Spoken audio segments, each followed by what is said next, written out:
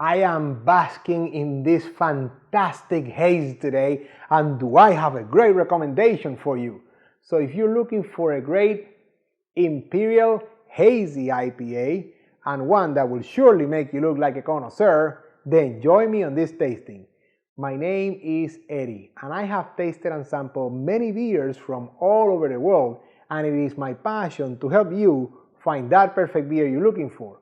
Whether you're looking to try something new or there is something very specific that you're looking for to pair with your food, I got your back.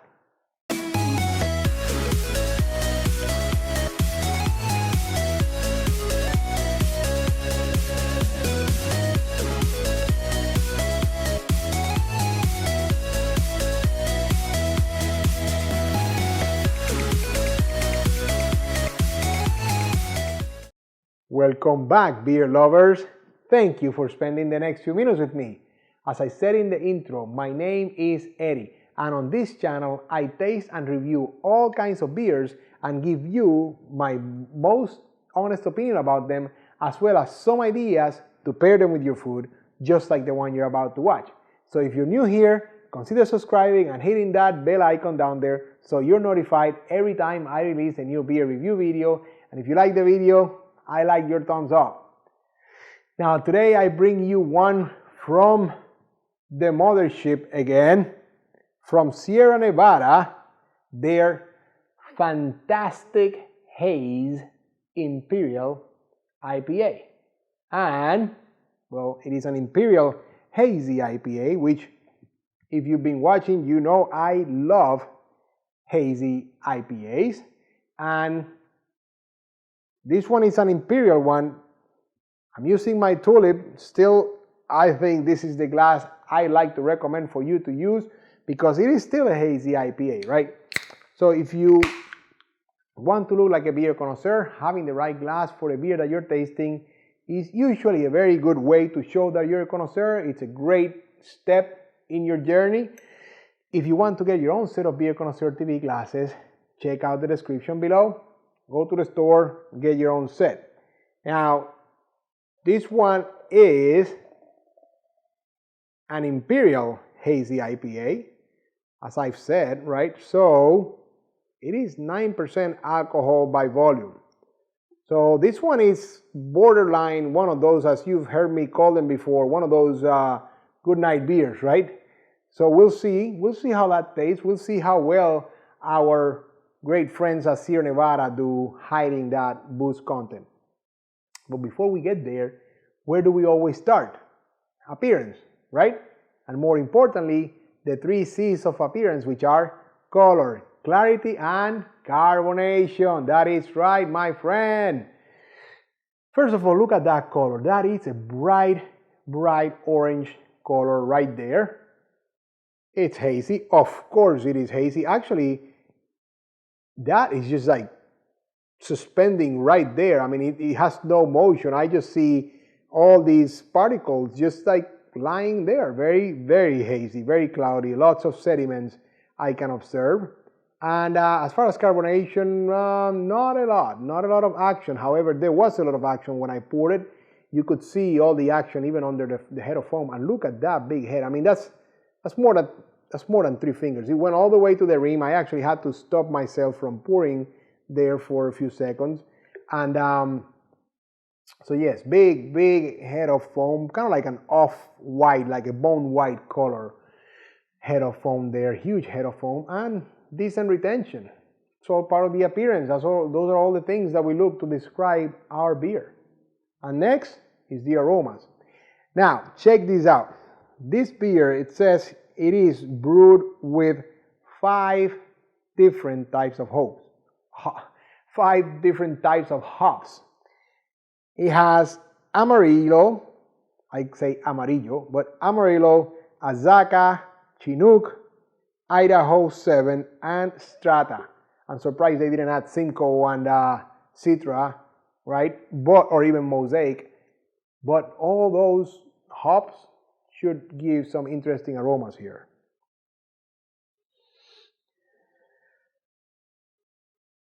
Wow, yes, absolutely.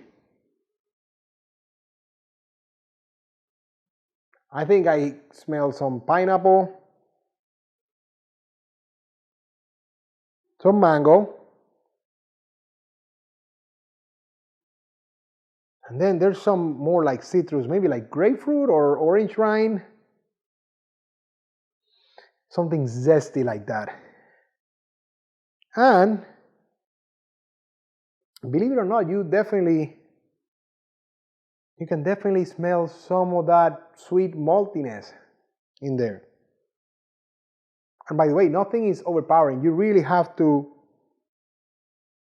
look for those aromas, and the tulip glass is great for that, but it's not something like it's overpowering. However, that pineapple aroma, it's kind of like that of a ripe, very, very ripe pineapple.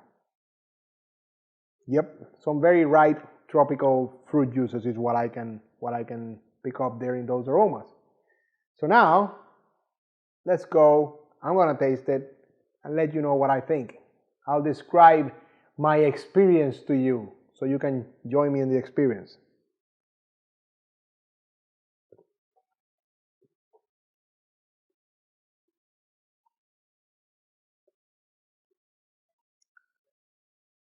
Okay.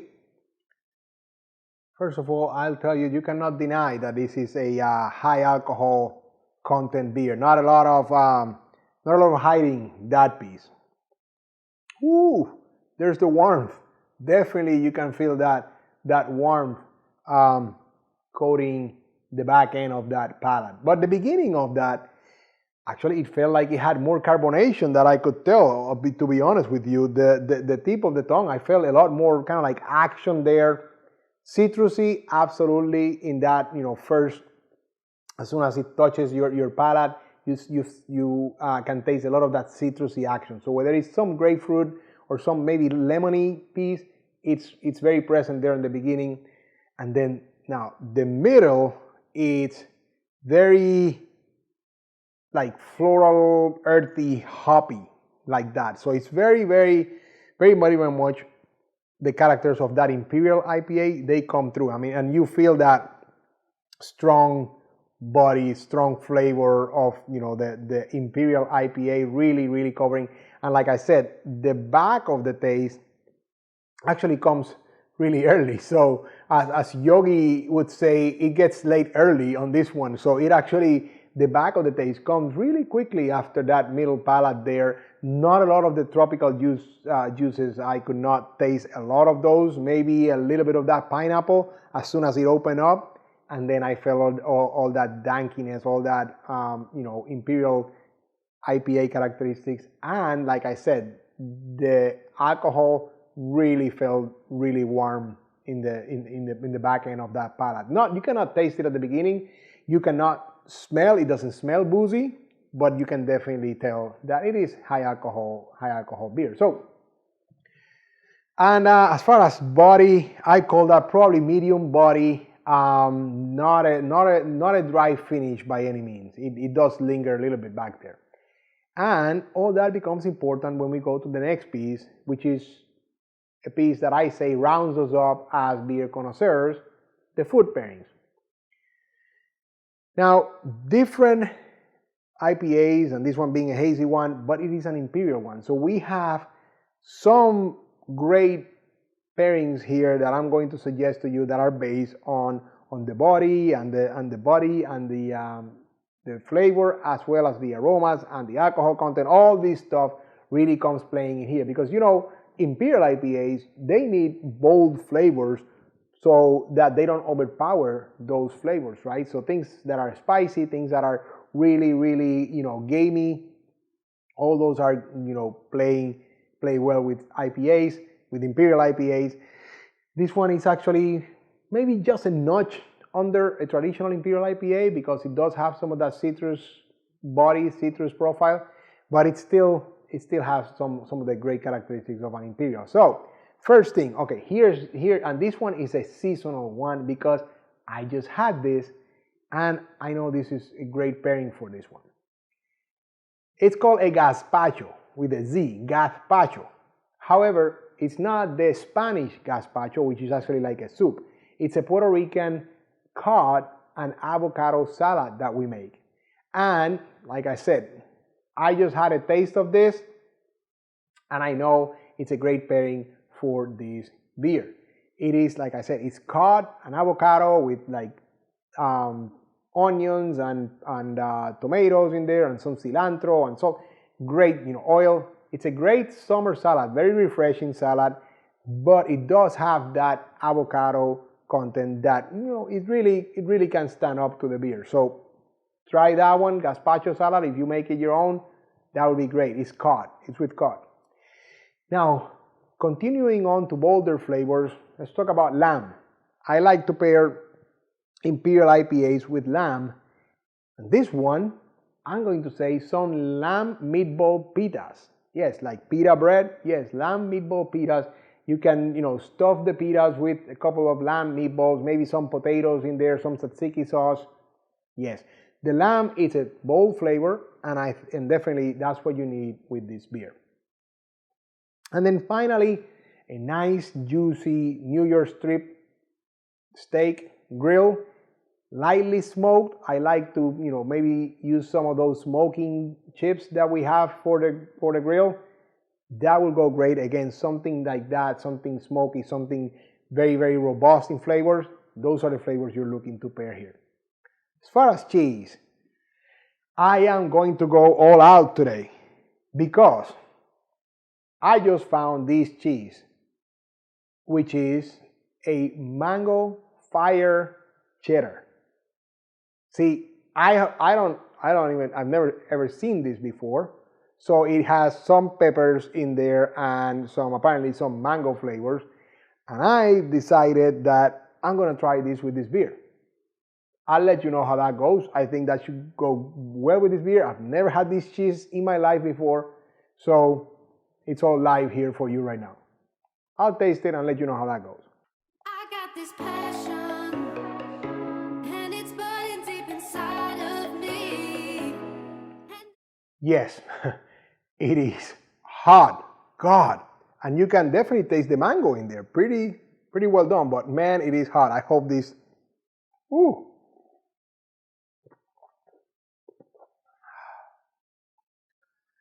Well, that is an interesting experience for sure, my friend, but the beer can stand up to the taste and can stand up to the fire.